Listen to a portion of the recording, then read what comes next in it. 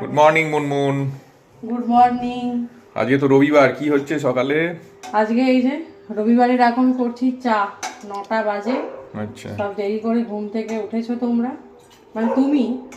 সূর্য গেছে এখন ড্রয়িং ক্লাসে, করবো এখন দুধের চা।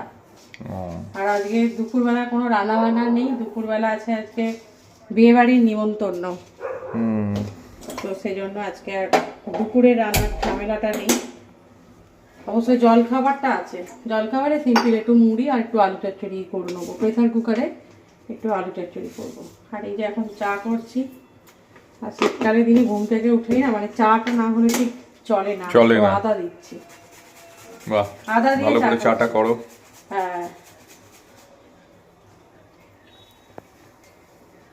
অন্যদিন আমি খাই লিকার চা, এখন তোমার সাথে বসে খাবো দুধ চা, কারণ তুমি তো লিকার খাও না। না।